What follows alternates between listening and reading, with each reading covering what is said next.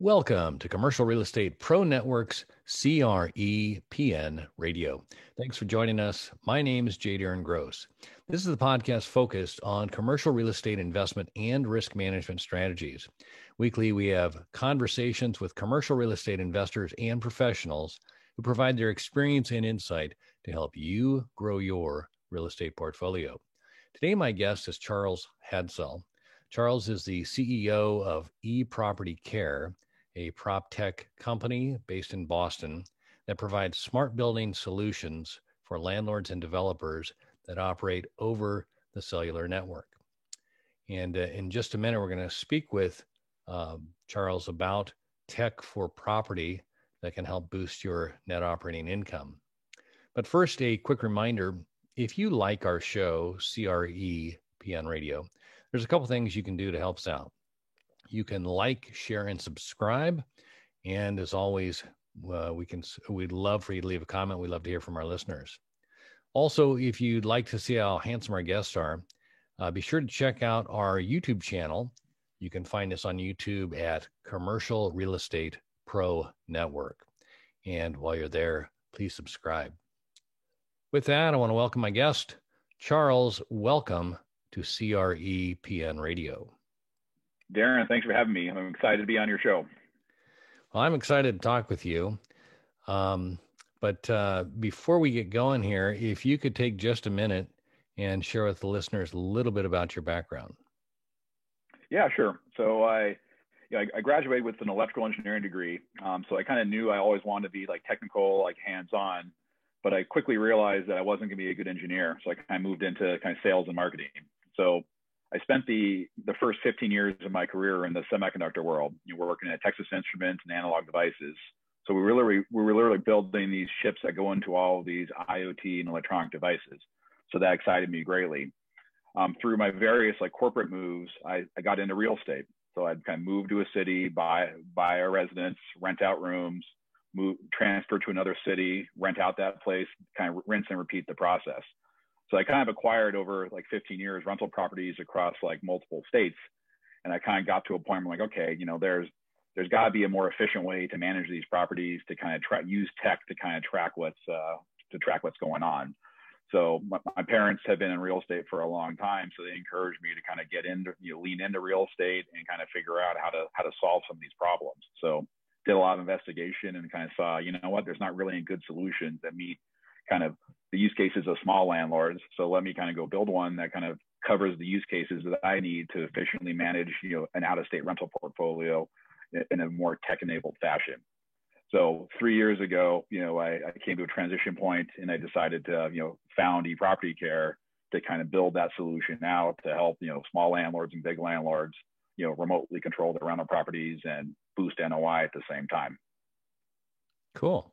So you were in real estate, you had rentals, you had a problem, with your background, decided to solve the problem. I love it. Well, let's talk a little bit about what is eProperty Care? What do you guys, what do you do? And what are some of the tools that you have available for landlords? Yeah, sure. So eProperty Care is basically a cellular smart building platform. So when you think about a lot of the problems with rental property, a lot of the landlords don't have a reliable landlord-owned like internet connection to that property. It's not cost effective to get Comcast or a big internet provider to provide internet just for a Nest thermostat or a video camera. So we've kind of come in over cellular, utilizing the Alarm.com platform. So Alarm.com kind of has built up a platform over 20 years that is basically a cellular first kind of platform that allows us to support a lot of these very interesting use cases. So the first use case that we focus on is water protection. So water is a problem for every landlord and homeowner out there. And if you've ever had water damage, you never want to have that again. So we have a solution that could detect in real time running toilets, burst pipes, leaks, and allow a landlord to remotely take action, like close a water valve, send an alert, or sound a buzzer. So it's a pretty unique solution because we're the only one that operates over cellular. So it gives landlords a way to now track water consumption and prevent damage in their properties. A second big use case that we focus on is temperature monitoring. So we have thermostats that are part of our platform that allow landlords to remotely control the temperature, but also limit the range that tenants can operate the thermostats. So tenants, especially if the landlord's supplying electricity, have very little incentive to conserve energy. So they could blast the heat at 80, open all the windows, run the AC at 60, freeze the coils of the of your air handler. So this lets landlords kind of have more control of what's going on. And even better, the solution could predict when something's going to go wrong. So instead of getting that late night call that my heat's out, my AC's out, our system actually uses analytics to look at the heating and cooling cycles to identify when there's a problem. To say, hey, you're taking a long time to cool your apartment, Darren. Something's wrong. Here's an alert. Go check it out before you get that late night call and have to pay after hours emergency maintenance fees. And the third use case is access control. I think going keyless is kind of been a big mega trend here, where kind of once you go keyless with your apartment or your rental, a tenant never goes back to keys. Just like with your cars, how many people insert a key into the engine and turn it on? It's all wireless and push a button, it turns on. So keyless entry is the same big thing. Tenants can now go keyless, use a code or an app, but the landlord now can remotely control the lock and remotely add and erase codes. So this was actually the key use case I was looking to solve, 3-4 years ago. It's like, how could I basically rekey that lock in my property in Dallas without having to pay someone to drive over to the property and rekey the lock? So that was the use case that kind of propelled me kind of into this. So our platform ties these all together over cellular and gives the owner, the property manager, and even the tenant app control the different elements of the solution. So you can kind of pick and choose what makes sense for a given building and focus on the use cases that are most important to you. Got it. So the cellular, is there some sort of a transmitter that's located at the property then that is what? I'm assuming there's some sort of a power connection. Yeah, there. You can see in the video, this is the actual cell hub right here. So this kind of goes into the property. So it could go into the basement or a common area utility room or the unit itself if it's a larger multifamily building. And that just requires power. That doesn't need an Ethernet connection, doesn't need Wi-Fi. Just plug it in and it connects to all the devices, the locks, the sensors, the thermostats, the water shutoff valves, and gives you that kind of cellular connectivity. And even better, it has battery backup.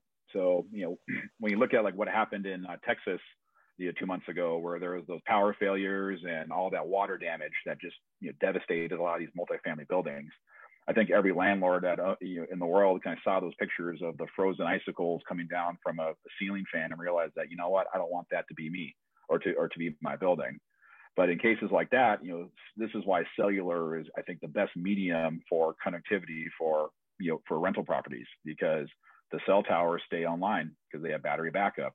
Our hub stays online, it has battery backup. So it kind of gives you that connectivity even when power's out, Wi-Fi networks are down, everyone's kind of worrying what's going on. So that's when your property is most at risk. So our solution kind of allows you to kind of know what's going on during those kind of time periods.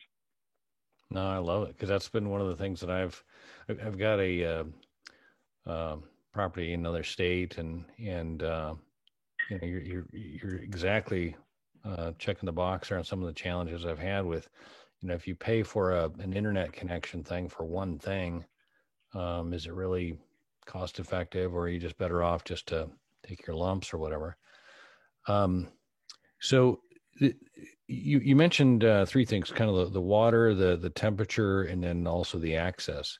Are there any other devices or any other types of connection options that you can incorporate? Yeah, so the platform also could support lighting control, audio, video doorbells. So there's a lot. So it's kind of a platform that covers a lot of homeowner use cases as well, having a video doorbell or control on your lights, or being able to play Sonos over your speakers. But we've kind of oriented more towards the landlord use cases, and I kind of found that access, temperature, water are really the three kind of killer use cases where one of those will resonate with every landlord out there. But the platform could do more. We could also control building doors. So if you have a 100-unit building that has an electric strike controlling the storefront door and a butterfly intercom, we can integrate that in as well into the system. So now that the single app gives the resident that entire, kind of digital experience, but our focus is on the asset protection side. So now the landlord, the building owner now has all these analytics about water consumption, temperature, status of things to allow them to make, quick decisions and take quick action to prevent, losses. No, I get that. No, I've got a particular situation of my own that's driving me nuts. It's the illegal dumping. I've got people that are coming by and thinking my dumpster is a public dumpster and just throwing all sorts of crap in there. And then the trash company, they have their ability to take a picture and send me the picture. And, at that point, there's not, it's too late. They're already charged me more for the trash pickup thing. I'd love to find out who the heck's, Well, we got a solution for that. We could do video over cellular. So for like a 1 or 2 camera system, we actually have a way to do video over cellular. So now you could set up a little single camera system and not have to pay, $100 for, Comcast to have an internet connection. That's exactly because, the overage is not cheap. And it blows me away how this big, strong truck, the guy inside can't lift it because the bin's overfilled or whatever. It's, nuts. But no, I would think that would be maybe it's just me, but I would think that landlords, anybody that's ever experienced that, it's a frustration. It's like, God dang it, here it is that you're trying to conserve your costs and keep things, running efficiently, and you got these weird things sticking out. So yeah. Yeah. So the basic is your unit there. You plug that in. That's got the cell signal, and then you're plugged into the. Is there a specific network you said? Is it alarm.com? Is that the network you guys operate on, or do you have to then get a cell contract with a local provider, or how's that work? No, we integrate that into our monthly service. So we handle all like the cellular data and like the software. Okay. And alarm.com provides like the underlying platform. So with all the devices, we operate on the Z-Wave network. So think of Z-Wave as it's different than Wi-Fi, because Wi-Fi is not designed for like low power sensor networks. Wi-Fi is designed for like audio and video, like high speed stuff. Right. So if you have like a water sensor sitting in the basement, if that thing was operating on Wi-Fi, you'd be changing the batteries a lot because it's just not a low power protocol. Z-Wave was really one of the first major protocols designed for building automation, because it's low power, it's long range, and it's what's called a mesh network. So that sensor in the basement talks to the next node, which passes the data along back to the hub. So you don't need to have like the Wi-Fi router in the center of the house to talk to everything directly. Things kind of phone home through other nodes in the network. So it makes it really efficient to kind of build these networks in like buildings, homes, offices, commercial applications, to be able to have like good connectivity from basement to rooftop in some cases. So the technology all uses Z-Wave for the local connections, and it uses cellular kind of on the back end to get onto the internet. No, that's great, because that is always an issue with the Wi-Fi, is having it centrally located so you can hit all your spots. Otherwise, you got to add additional antennas or modems or whatever. Yeah, those little beacons and repeaters. Yeah, it just makes it inefficient, and it's just not designed for like low power battery operated devices. So that's kind of where these sensor networks, because having sensors like on your condensate pump, by your sump pump, by your water heater, washing machine, now it's cost effective because you can deploy those and not worry about them for 5+ years. And when they get low, they'll tell you that they're low, so you don't have to worry about, hey, is that water sensor still working? Because it will report back when it says, hey, I'm running low on batteries, come change me. Right. You mentioned the water. Are these like water bugs or whatever that are on the floor, or do you also tap into the line to tell if you've got just the water's not shutting off, or how does that work? Yeah, so two parts of the solution. So again, we're on video here, so I'll show you a little demo. But this guy right here, this is a water shutoff valve flow meter, and so that gets cut into the line after the water meter, and it could go either after the water meter, on a riser, or on a specific unit shut off in like a larger building. In some cases, developers use two, one for the hot, one for the cold, for every unit in a building. So what's really unique about that product is it could detect in real time high, medium, and low flow conditions. So let's say you have you have a property in Dallas during that freeze, and now the exterior faucet burst because of the cold temp because you forgot to drain the line. So that would see, maybe 10 gallons a minute for, let's say, 5 minutes. And that could be, what, if I see that, that's a problem. Shut off the water. And this is all programmable. It might also see in a different property 2 gallons a minute for 60 minutes. That say, hey, that's a problem. That's too long for a shower. That's probably a running toilet, or someone left a faucet on. Either way, let's send a note to someone to go check it out before you have an overflow or get tagged with that $1,000 water bill from the city. And the third use case is the kind of really low flow conditions. So think of like a leaking refrigerator water line. Like normally you wouldn't catch that for probably 6 months. And by the time you catch it, all your floors rotted, you have mold, just a big mess. So it could kind of catch that high, medium, low flow condition. In addition, it could catch even things like periodically running toilets. So you have like a loose flapper that occasionally drains and refills. Typically that's never caught, because the tenant doesn't report that, and rarely do they even report the running toilet. But they could catch those. So those are just big sucks on NOI, because a lot of times landlords bear the cost, tenants don't care. It leads to the wrong incentive that basically lead to a big bill for the landlord. Yeah, no, and usually the only way the landlord catches it is, your bill is out of whack, and it's amazing how much water a bad flapper can waste. Yeah, so that's one bad flapper. One bad flapper, yeah. So you think about people who have thousands of properties out there, thousands of doors. They probably have dozens of running toilets right now that they don't even know about, just because it gets integrated in. And you think about, running toilet costs you probably $20 to $50 a month, and that adds up over time. Even periodically running flappers, so it adds up over time in properties. So that's like one level. The other level is water bugs.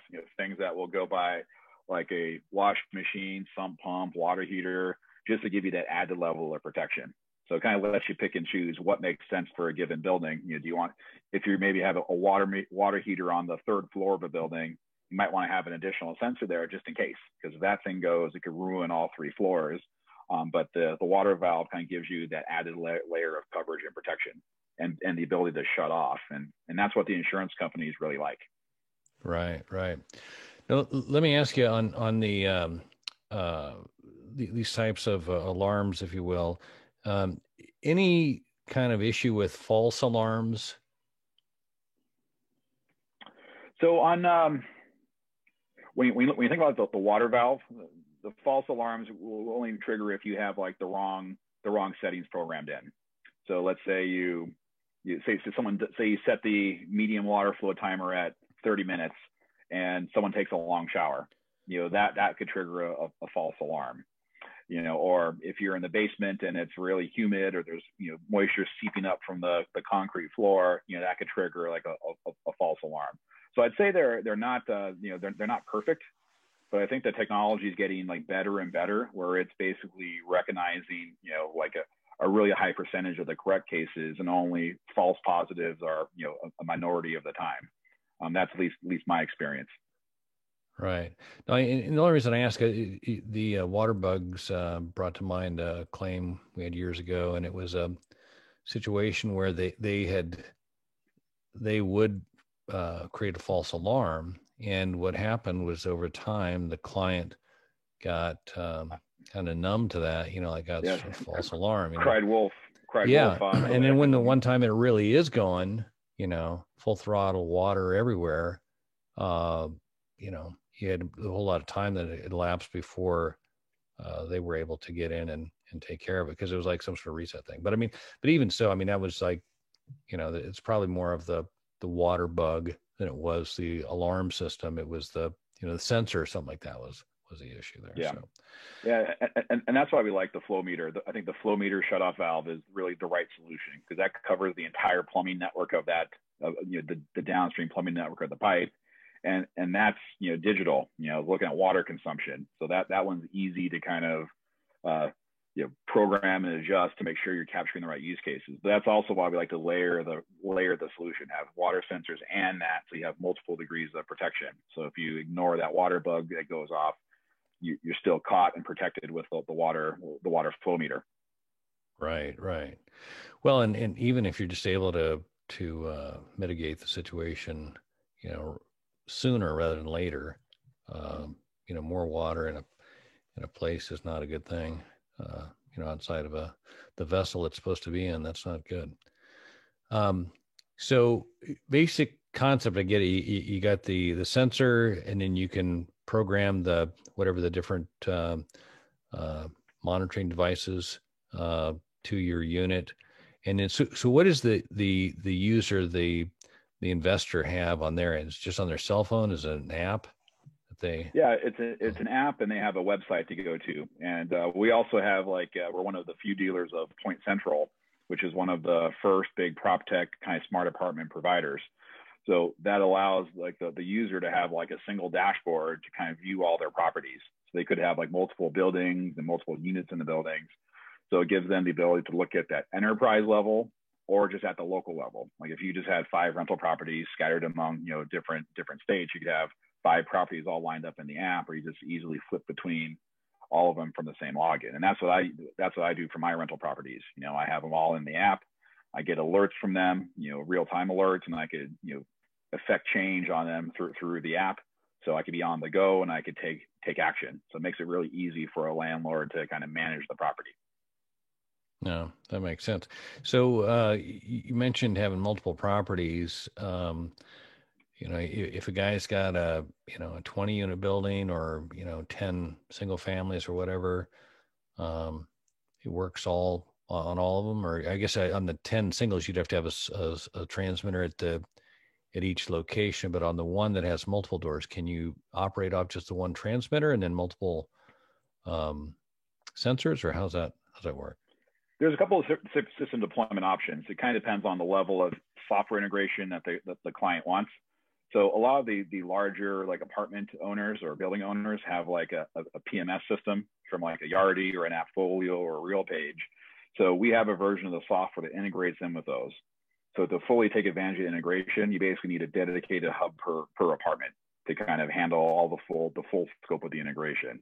Now, if you didn't have a PMS system or you didn't have like 100 plus units, you can use like a shared hub implementation where you put a hub that covers, let's say, 4 different units, but now you can control everything from a single screen. So you lose some of the benefits of like all the integrations, but it gives you like a more cost-effective approach to be able to get a lot of the key benefits from the asset protection and the control standpoint with a lower monthly and hardware cost. So we kind of give people multiple options. And then for the single family, it's really one of the only solutions that is out there that could scale down to a single family rental and be cost effective. Because when you think about that internet problem that we talked about earlier, being able to come in at $5-10 a month and give connectivity to a property, most landlords would say yes to that because they've been burned by one of those use cases that just waste time or waste money or cause damage, and they're like never again. Yeah, no, I mean I was going to ask you the next question about the cost. Is $5 to $10 a month? Is that kind of the price range per unit, or? Yeah, for like a dedicated hub system, probably like $5 to $12. But for like a shared hub, that price could come down to about $2 a month, per unit, depending upon the software version and the use case. So we kind of give landlords a lot of different options to kind of choose what's needed for the given building, realizing that every building is going to be a little different. Every building is going to have a different kind of focus and price sensitivity, but we want to be able to dial in a solution so people pay for what they need and don't pay for what they don't need, so to speak. No, that seems very very affordable from a management or a cost management standpoint, and just to have that kind of an awareness of what's going on at the property, so that if there is a problem, you can attend to it before it becomes a big problem. Because at least in the water cases that we've talked about, I know insurance is one of the things that I sell, and it's I was telling my clients, I said, I hope you never have to use this, because when you do, you got a problem.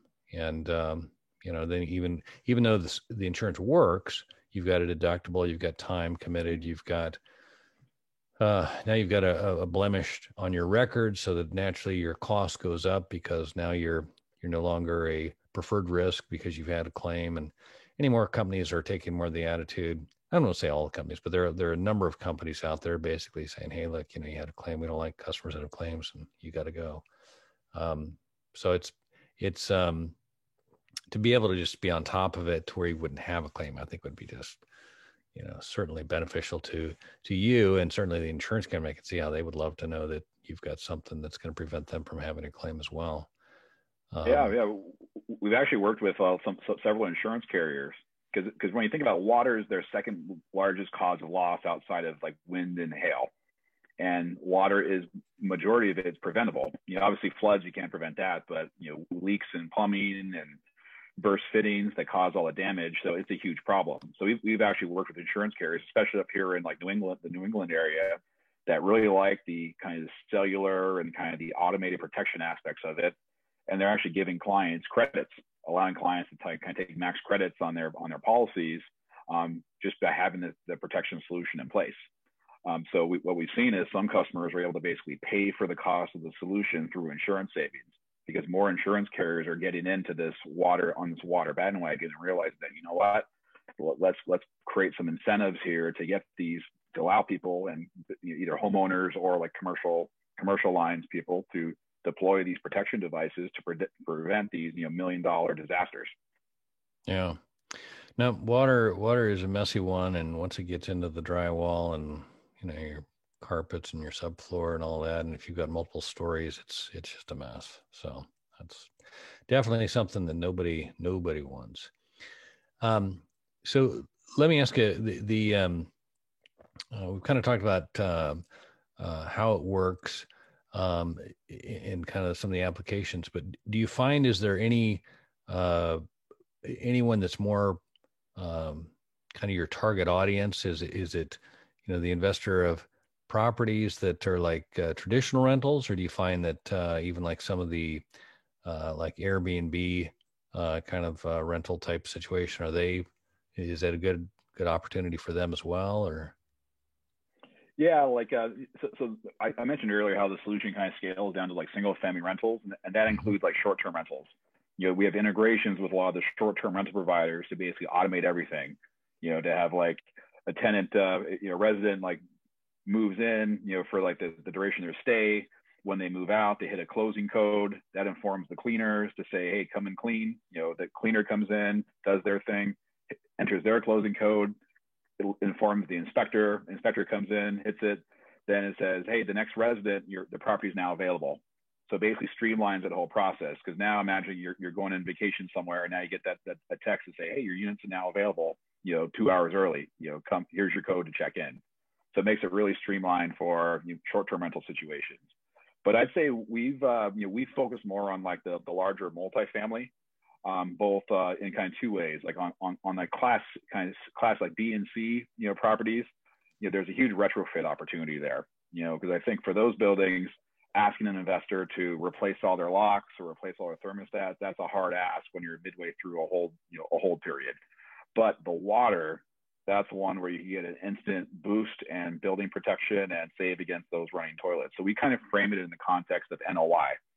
On the protection side, water has a huge impact on NOI because it will reduce your insurance, it will catch those running toilets, and it will prevent that kind of catastrophic damage.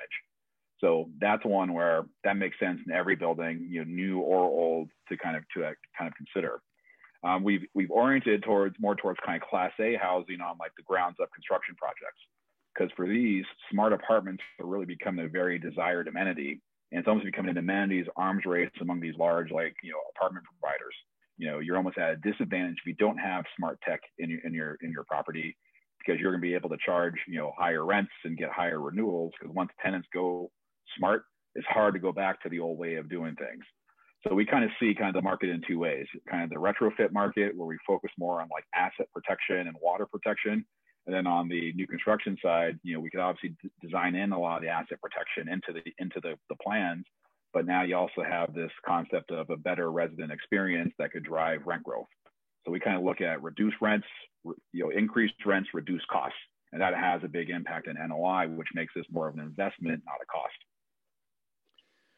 No, if you can increase the NOI and lower your cost, That's all good. And like you say, also, I think the making your property more attractive, having more of the new bells and whistles or just what people are used to, not having to have carry around a key ring or something like that. It's definitely something people appreciate, and I can definitely see that. Well, this is really cool. I mean, I'm sitting there kind of in my own head thinking about some of my own situations, and I want to talk to you later about possible solutions. But this is really, I mean, it makes complete sense, and just the fact that you're going over the cellular as opposed to the Wi-Fi thing is I mean, that seems like that's really where a lot of the benefit for somebody like myself with not, as opposed to that extra cost of that contract with Comcast or whoever kind of thing. So that's awesome. Hey, Charles, if we could, I'd like to shift gears here for a second. By day, I'm an insurance broker, and I work with my clients to assess risk and determine what to do with the risk. And there's three strategies we typically consider. We first look to see if we can avoid the risk. If that's not an option, we look to see how we can minimize the risk. And as a third strategy, we look to see if we can transfer the risk. And that's what an insurance policy is.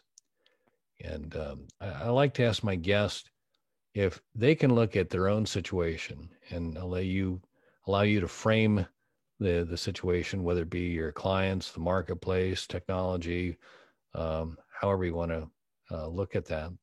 But if you can identify what you consider to be the biggest risk, and for clarification, I'm not necessarily looking for an insurance-related answer, but if you're willing, I'd like to ask you, Charles Hadsell, what is the biggest risk?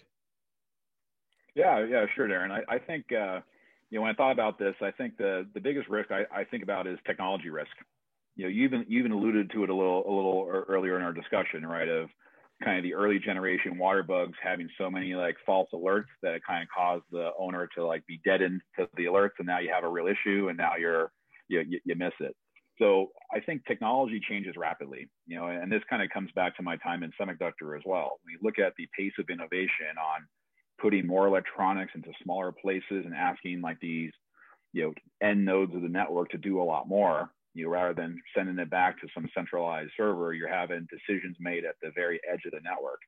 So reliability is very important for these applications. And I think with semiconductor technology, reliability is continually improving, but there's always that risk of a component failing at the wrong time and leading to like a bad outcome. So that's why we kind of like to take the approach of, kind of layers of redundancy, so for example, like to prevent like water loss in your basement or in the basement of a building, have a sensor to tell you if someone left the exterior door open, then have a sensor that tells you if it starts to get cold, then a sensor to tell you that there's a water problem. So you have kind of three layers of redundancy there that could kind of prevent a disaster. So that's kind of how I think about risk, is like, hey, technology is changing rapidly. You need a platform that could adapt to that, so you're not kind of stuck in the Stone Ages with the platform that's out of date or no longer relevant. And then also like the kind of, I'd say the connectivity risk, of, hey, that power outage happens, what happens to your system? We saw what happened in Texas, a few months ago, where all that led to all that damage. So that's why, and I think we covered this a couple different places on the show today, cellular, I think, is the right technology medium for these IoT systems and these rental property and like landlord applications, just because it's up when everything else is not up. So that's kind of my overall kind of thought of, technology risk is kind of the big one. And that's how we really like to wrap our head around minimizing the impact and putting redundancies in place. No, it makes complete sense. The redundancy is definitely kind of the belt and suspenders approach to, making sure that what you're trying to avoid from happening, make sure it doesn't happen kind of thing. So that's great. Charles, where can the listeners go if they'd like to learn more or connect with you? Yeah, sure. They could go to epropertycare.com. On the site, we talk about a lot of different use cases. We have like videos that kind of show how things work. and people could book a free consultation with our team there, and we'd be happy to kind of discuss use cases. And I think as we discussed, Darren, like we'd love to have a discussion with you. It sounds like you have a potential for some of these things might be able to benefit you in your personal portfolio, but we scale from single family to 1,000 plus unit rentals, so we could kind of cover a solution for pretty much any landlord situation that we run into. No, we will be talking here right after this. So anyway, well, Charles, I want to say thanks for taking the time to talk. I've enjoyed it. I've learned a lot, and I look forward to doing it again soon. Absolutely, Darren. Appreciate the time. Thank you so much. All right. For our listeners, if you like this episode, don't forget to like, share, and subscribe. Remember, the more you know, the more you grow. That's all we've got this week. Until next time, thanks for listening to Commercial Real Estate Pro Networks, CREPN Radio.